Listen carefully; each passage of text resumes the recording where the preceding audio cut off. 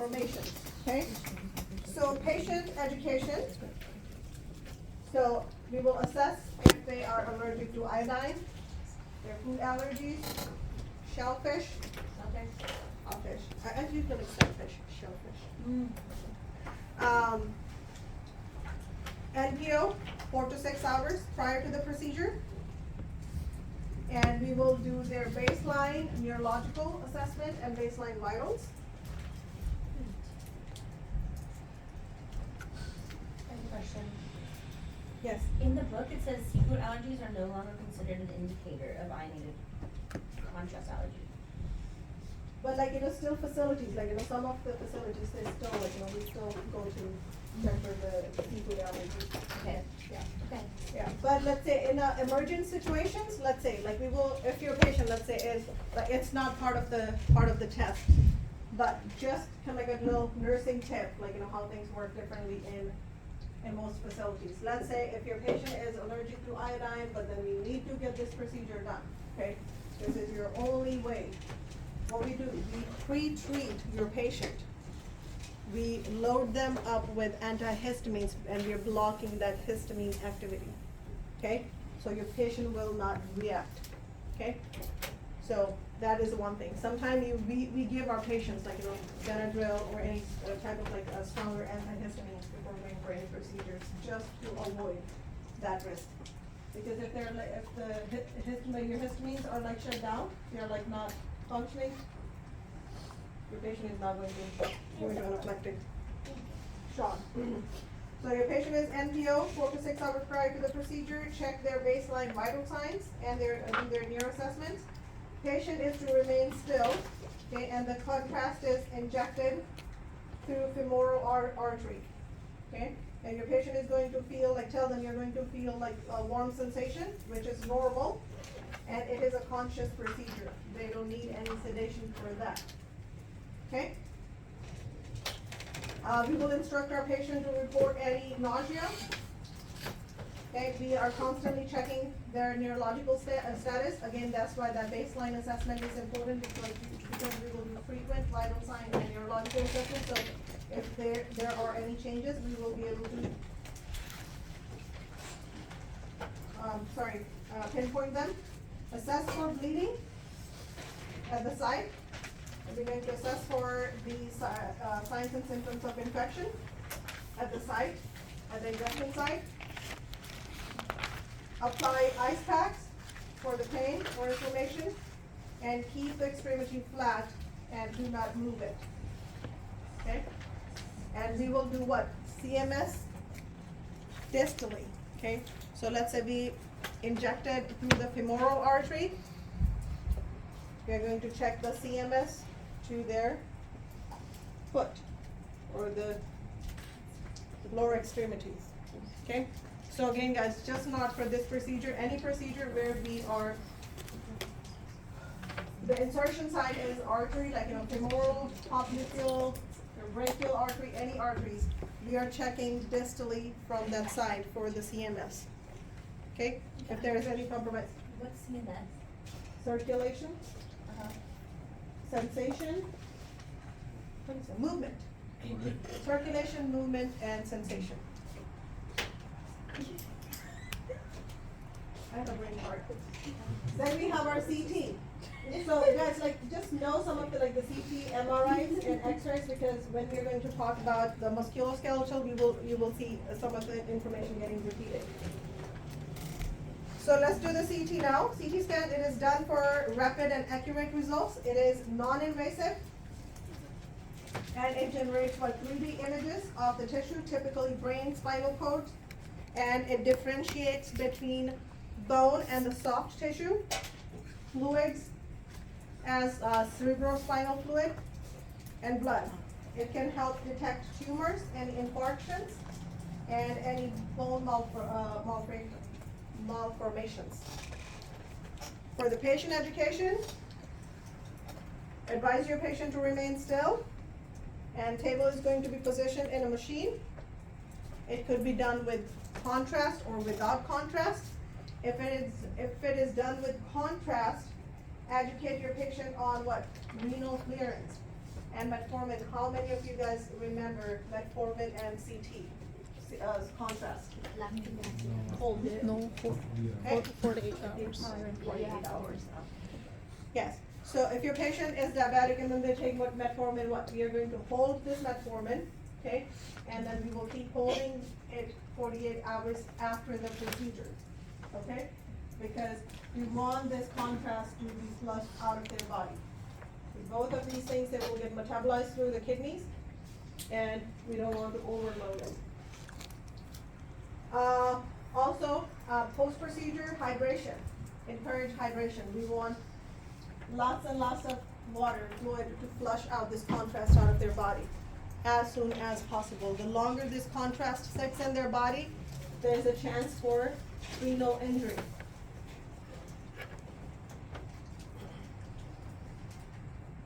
Then we have our MRIs.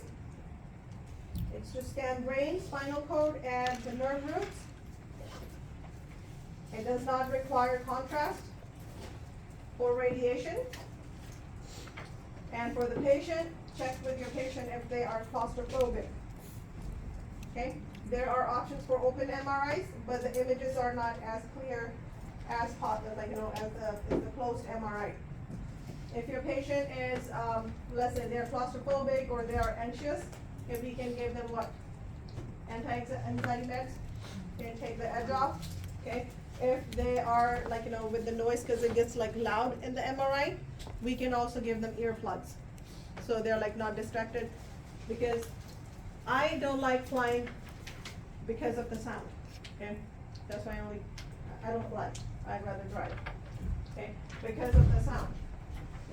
Because when the plane is flying, taking off or landing, that sound, it just makes me super paranoid. All I think about is I'm going to die. So again, some people, they're sensitive to sound. If your patient is one of those people, and this is our only way to scan or look for whatever we are doing, give them earplugs. If they're anxious, give them some benzodiazepines. Take the edge off. And also, it's contraindicated for patients with any implanted devices, such as pacemakers, IVC filters, or if they have a metal prosthetics, those, when we do hip replacements, sometimes we have the metal hardware, sometimes knees, those femoral, when we do the internal rotation and outer ORIF, outer rotation and internal fixation, that's where we will have those metal nuts and bolts holding your patient's femur together. So when your patient goes for an MRI, make sure you do not have any of that. Then we have our PET scans. So it's the combination of CT and PET. It is used to evaluate what? Dementia, epilepsy, seizures, neoplasm. What is neoplasm? Cancer? New development of cancer, a new tumor, new abnormal tissue. Okay. Patient education would be NPO 4 to 6 hour pre-procedure. It takes up to 2 to 3 hours. Patient will be asked to perform certain mental functions to activate different parts of the brain while we are assessing their brain function.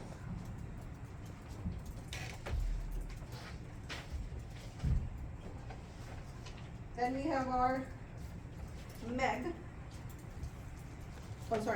Your SPECT, single photon emission. It is for evaluating cerebral blood flow, amnesia, again neoplasm, head traumas, or patient in the vegetative state. It is contraindicated for breastfeeding females. Then we have our MEG. It is kind of similar to EEG, and it is done to check the brain activity. So please do get familiar with patient education, post-pre-procedure, like any cares, like nursing interventions that we can put in place. Yes? You said that the SPECT was contraindicated for pregnancy, right? Yeah, pregnancy and breastfeeding females. This is your EMG.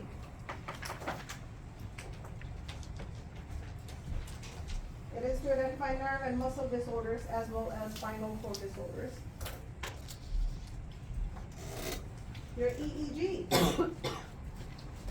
What does this stand for?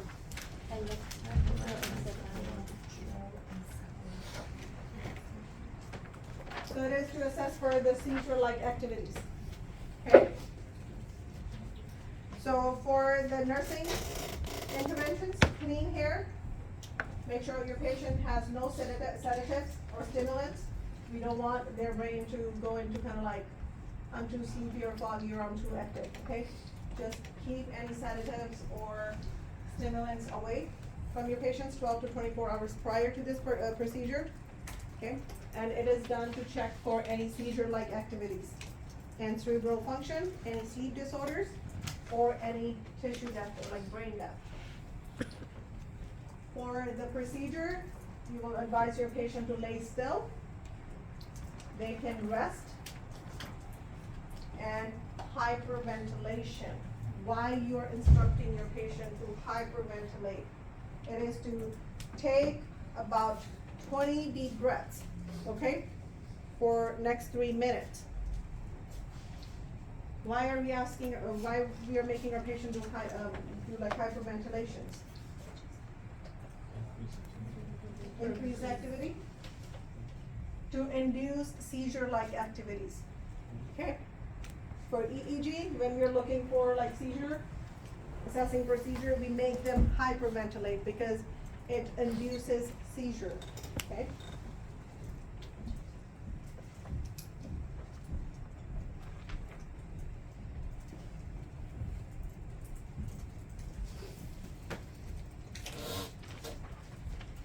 This is your both potentials. Over this slide. Lumbar punctures. So again, we talked about epidurals and those dermatomes. Okay, assessment after we insert epidural catheter. Okay, and sometimes we do lumbar punctures for the spinal cap. Check for CSF, so the cerebral spinal fluid pressure. Check for any spinal cord blockages due to lesions, and or to inject medications, your epidurals. It is contraindicated for patients with increased intracranial pressure. If your patient has increased ICP, we are not going to do lumbar puncture on this patient. So patient education. For procedure, patient will be placed in fetal position. So know the difference right here.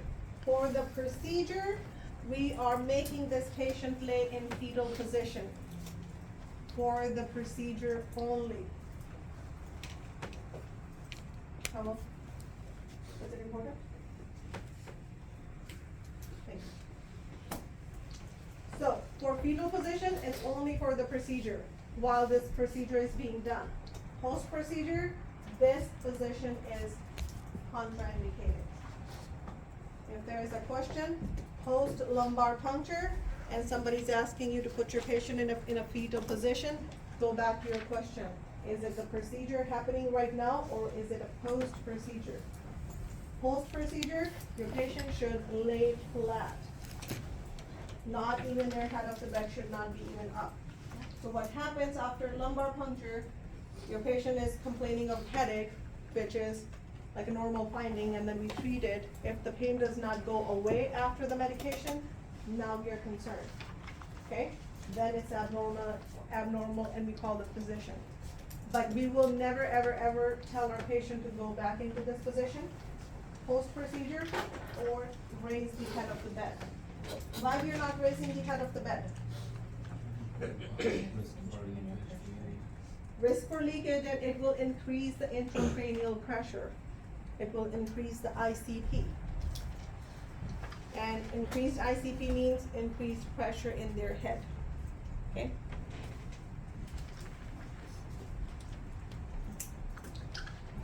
So again, let's go back to the procedure. So your patient will be placed in a fetal position for the procedure only, okay? And the reason we put them in a fetal position, because we want those vertebrae to separate and to move the spinal nerve root away from the insertion site. And the needle is inserted at 3 to 4 lumbar vertebrae. And then again, we are going to perform a baseline neural and baseline vital assessment before we start this procedure, okay? And then we will repeat those assessments after the procedure to look for any variations, anything we should be worried about. Post-procedure, patient should remain flat. Increased head of the bed, if we will put their head of bed up, it will increase their ICP, which is not appropriate for this patient. We are going to assess for nausea, assess for vomiting. There is a risk for brain herniation. What is brain herniation? Or like the brain stem herniation. Where your brain is trying to escape and it's trying to travel down the spine. Okay, so after lumbar puncture, this is one of the biggest risks. Headache is expected, but if headache does not go away after you have treated it with, let's say, Tylenol, we are not going to give them any blood thinners, like let's say NSAIDs or like ibuprofen type of stuff, because it will increase the risk for bleeding. Tylenol, okay, you will stick with Tylenol. And you have given your patient Tylenol for headache, and your patient is still complaining, now you're going to call a physician, okay? If the pain is not going away.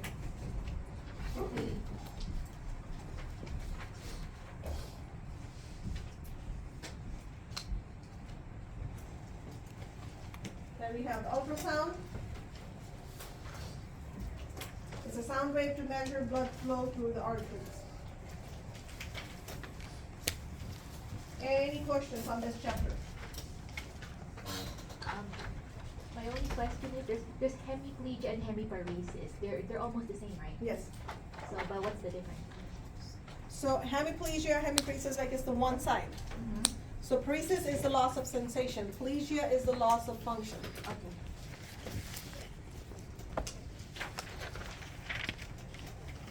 Question, guys?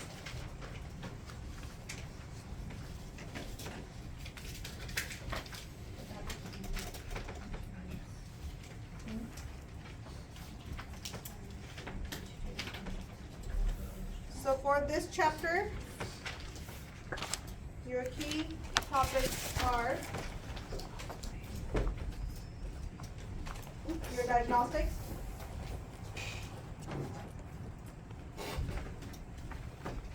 for the diagnostics, why we are doing this procedure, like what are we assessing, your pre-procedure interventions, patient education, any interventions you can perform during the procedure and post-procedure, like patient assessment, patient education, and all that. Okay. Then I told you guys like that DCS assessment. Get familiar with that. Okay. Know your cerebral function impairments. Okay, what part of the brain is being affected, what kind of functions they are losing, and at what risk, what are the risks. Spinal cord injuries. If there's an injury to your C-spine, what kind of injury you're expecting. If there's an injury to T-spine, what injuries or disabilities. Same with your lumbar and your sacrum. Know your cranial nerves.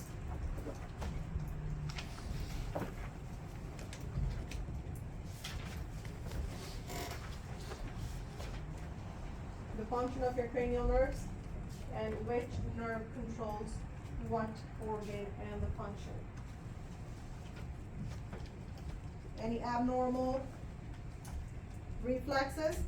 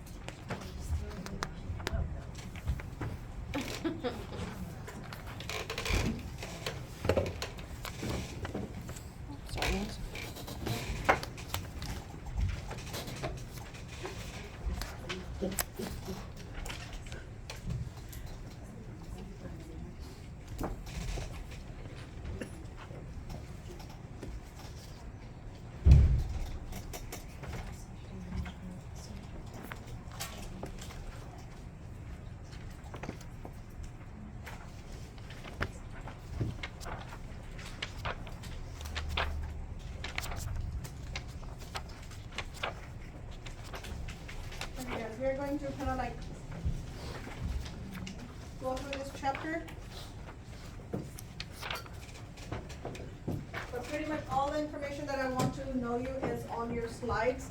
And this is from your Towards the Healthy Aging textbook. I think the chapter number is, I think it's 23 or 26. 26, yes.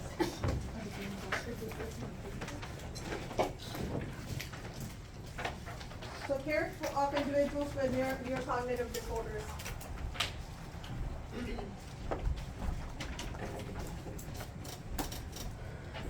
And I think chapter 39 has some information on dementia, delirium. So if you want to kind of like supplement it with chapter 39, just on those topics, you can. But most of the information is right here.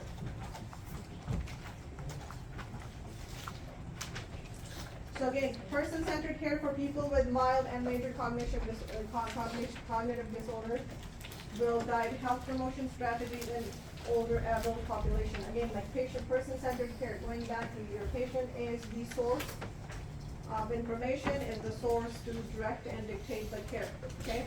It's the person to make decisions, okay? All older adults with neurocognitive disorders are deserving of active nursing interventions to maintain the highest participable, if it's pronounced this word for me. Practicable level of physical and cognitive function and quality of life. So just being said that even your patient has dementia, delirium, Parkinson's, Alzheimer's, it does not tell you that we can ignore this patient, neglect this patient, or like, they are like, like not worth of your attention, okay? They still need active nursing assessments and interventions and, safety. So we're like, especially with these like neurocognitive disorders, we are concerned about the safety, okay? So delirium, what is delirium? Acute. It's acute. It's common in older adults. Okay, it often goes unrecognized. Why? Because we try to tie it with what dementia, Alzheimer's, okay, or any other cognitive disorders, okay, which is kind of like increases the risk for what? Functional decline, mortality, and healthcare costs. Okay, so when we say that, like, first it get unrecognized, because if somebody's like 65 or 70, they're acting confused, we will go like, oh, this person has dementia, they're sunbounding, or they're acting up, and what we will do, like, we will try to kind of fix this problem with what? Medication. We will stop looking for any underlying cause, any root cause, like why your patient has acute confusion happening, okay, which will increase what? If you're missing the root cause, if you're not fixing the problem, that body function or whatever that is going to advance and decline in their function, like body function. Puts them at high risk for mortality, and let's say if they, God forbid, we give them pressure ulcers, it's going to cost your hospital or your facility some pennies. So depression, delirium, and mild and major neurocognitive disorders are called the 3 Ds of cognitive impairments. So with our hospitalized patient, inpatient, we are always assessing for delirium, that acute confusion, okay? Let's say your patient has dementia, okay? They have dementia, they have Alzheimer's, and they're confused, okay? This is their baseline. Always know your patient's baseline, okay? Where they're sitting, where they're living. If there's any change from that confusion, from that baseline, it means we are adding delirium with this dementia, and that calls for further investigation and further assessment, okay?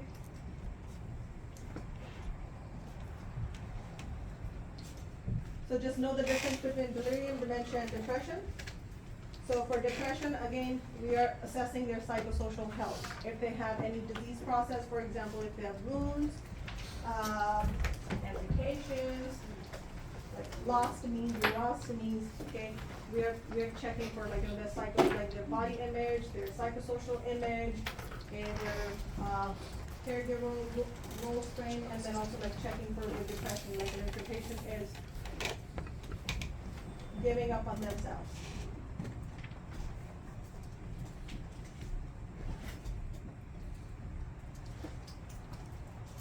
Okay, this is is a like nice chart. If you will know this chart, it kind of differentiates between delirium. What is this right here? Manana. Depression and dementia. So you will say like, what is the onset? Delirium is what? It's sudden, it's abrupt, it's acute, okay? And depression, it could be related to a life-changing event, okay? And again, it's acute, it is recent. Sometimes, if you don't fix it, you know, it kind of carries on. Dementia, it is kind of like, you know, the cause is internal. It is a neurocognitive disorder, okay? It is slow, it progresses over the years, and it can go unrecognized until they're like obvious, very prominent signs and symptoms or the deficits, okay? For the course over 24 hours, with the delirium, it fluctuates and often worse at night. So why we confuse delirium with dementia? Look at it, because it's kind of like worse at night. So we kind of tie it with what? Sundowning. Okay, my patient is sundowning. Okay. With depression, it is fairly stable, maybe worse in the morning. Okay. With dementia, again, know your patient's baseline. Dementia is there, your patient is confused, but there is a baseline for this confusion, okay? You can see changes in stress. When this stress happens, like with dementia patients, any stressful situation.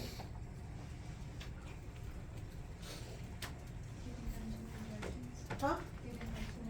Giving them too many directions or too many options, okay? So when you're taking care of these dementia patients, do not give them more than 2 options, okay? Why? Because it will cause them anxiety, okay? So we kind of stick to like, you know, the choice, like very minimum choices. We give them very short and simple instructions. We do not kind of like combine activities together, okay? We need to slow down. But when it comes to like, you know, giving them choices, like when it comes to food, maybe keep it very minimum, like maybe 2 to 3, like, you know, try not to overwhelm them. For consciousness, your consciousness is reduced, okay? So what is consciousness? Their alertness, guys, come on. Alertness. So they will be less alert, okay? It is reduced. With depression, they're alert. You know, there's like no change in their consciousness. Same with dementia. So with delirium, it is increased, decreased, it depends. Okay, it's kind of like, it's kind of, again, it's fluctuating, it's not stable. With dementia, depression, the alertness is normal, and where dementia is kind of like generally normal, mostly it's normal. Psychomotor activity, and with delirium, it could be increased or decreased. Sometimes it increases, other times it's decreased, but depends on like, you know, what is happening. So with your delirium patients, right here, make a note right there, just for the delirium patient. They are at higher risk for fall, okay? Let's say you're working a night shift, and you assess, like, you know, you determine that your patient is delirious, okay? They have tremors happening, like, you know, they have like body tremors, and then they're trying to kind of like get out of the bed, whatnot. What are you concerned about here? Fall risk, their safety. Okay, what is the one simple nursing intervention you can put in place? Move them closer. Let's say you don't have like any beds closer to the nursing station. Bed alarm. Bed alarm. Do a bed alarm. What else? Lower the bed, fall mattress. Lower the bed, fall mattress. What else, guys? Call light. Reorient. Like, yes, call light, of course, but like, you know, your patient's confused, they might not use, but like, you know, yes, all the good ideas, yes, we need to have everything in place. Huh? Rounds. What? Round on them? Like reorient, round? Yeah, yeah. But then you have other patients too. You sit them. How up a about bit just lighter. raising the side rails? Isn't that restrained? So 2 side rails, okay? But then again, we have to, you can have a physician's order. Okay, in long-term setting, yes, it's a restraint. In acute care settings, it's not. Acute care settings, but then again, check your facility, like every facility is different. So again, if it's a restraint, those 2 side rails, call the physician, get the order, okay? Because what happens, it kind of gives them like a perimeter, okay? Or maybe kind of make that fall like little slow, if they can. But for dementia patients, again, if your patient is at high fall risk, okay, so we can start with like, before we put them like, in those, different restraints, like when we have that, sorry, like the wrist restraints, and what is that called, like the belt? Gate belt. Huh? Not the gate belt. It's like a seat belt. It's the lap belt for the seat. Yeah, this is kind of like a, gosh. It's like a roll belt. Roll belt.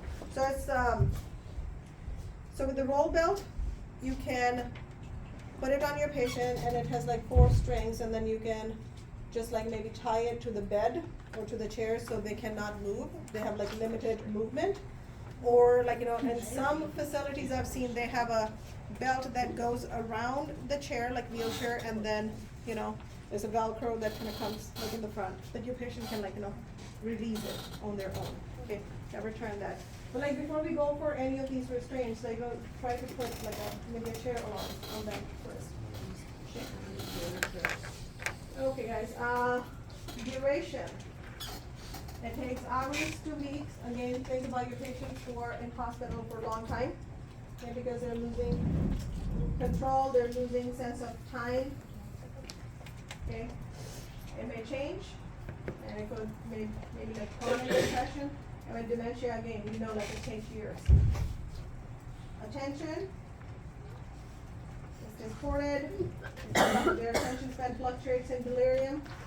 Depression's like little impairment to no impairment. It depends. Okay. With dementia, the attention is generally normal, but may have trouble focusing. Okay. So they may have like a shorter attention span. Orientation is impaired in your delirious patient. For depression, the orientation is mostly normal.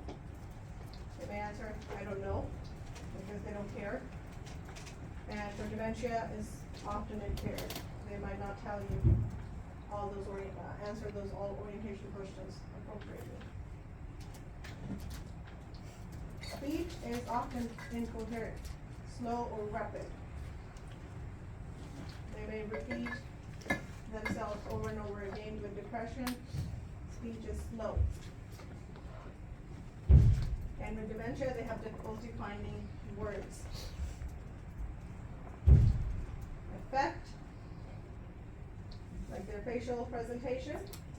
With delirium, they may look disturbed, agitated, irritated, frightened. Depression, it's flat, stoic, like a poker face. Dementia, they have a slow response and maybe labile. For delirium, like some of the patients, like, in acute care settings, your patients with alcohol withdrawals, okay? When they're going through withdrawals, we do what? CIWA assessment on them, CIWA assessment, and we are checking for this delirium, okay? And then we treat this delirium with what? Benzodiazepines, Ativan. There is like if you admitted a patient with alcohol withdrawals, and we know this patient is going to get delirious, and we want to do that CIWA assessment, make sure you have that benzodiazepine protocol in place, because you will be treating this patient based on their CIWA score.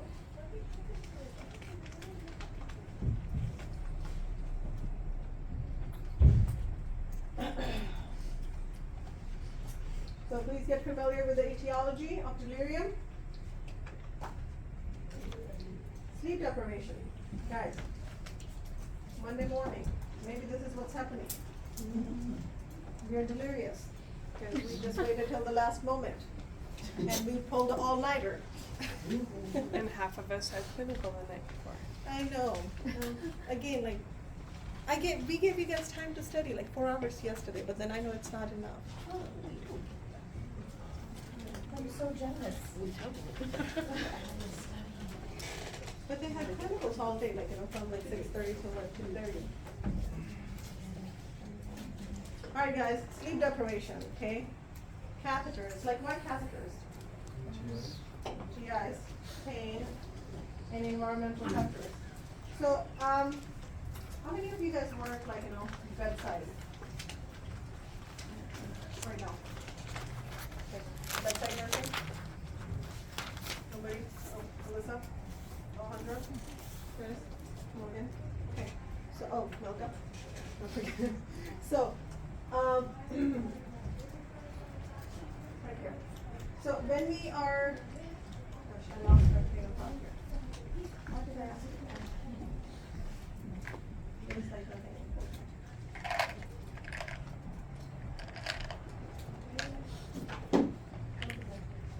Here's my geology. The geology of delirium. Just some numbers. Okay.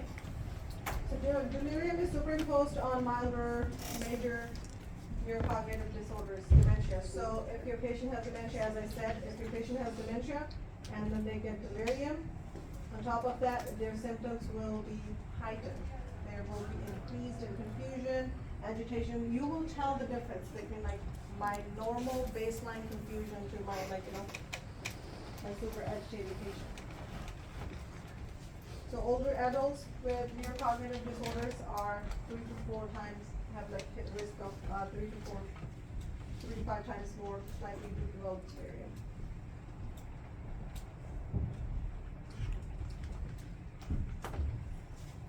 Delirium is a medical emergency, remember that.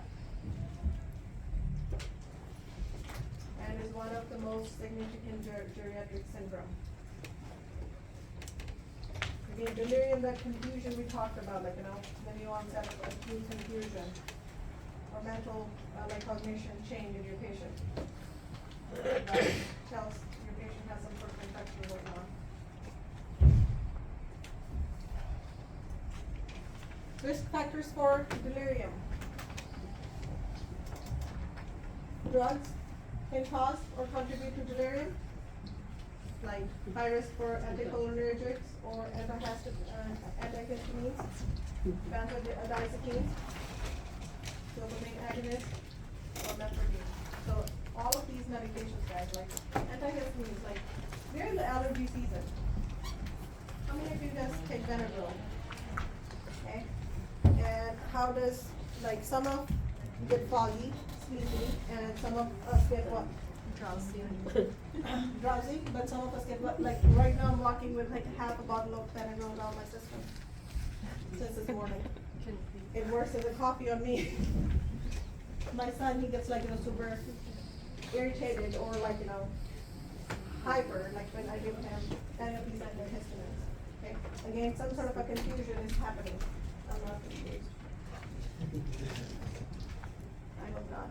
Okay, clinical subtypes of delirium. Please know this slide, just the signs and symptoms and how to recognize. You're running short on time. Consequences of delirium. So number one issue is what? Safety. Okay? And it could be from the prolonged hospital stay, increased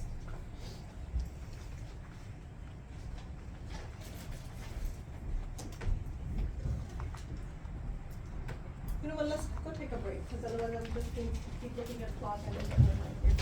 Let's go take a lunch break and come back at 1.